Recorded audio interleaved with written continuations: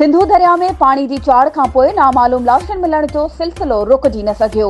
Barrage के मुख़्तलिफ़ दरवाज़नि मां वधीक हिक औरत समेत 4 लाश बरामद।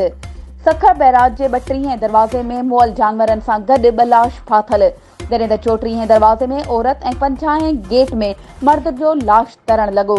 सॼो ॾींहुं गुज़रण बाद शाम ताईं इंतज़ामिया लाश कढण लाइ तहरुक न वरितो, जॾहिं त गुज़िरियल ॾींहुं ख़मीस ते बि हिक औरत समेत 4 नामालूम लाश बैराज के मुख़्तलिफ़ दरवाज़नि मां पानी मां कढी ज़रूरी कार्रवाई बाद ईदी हवाले कया विया हुआ।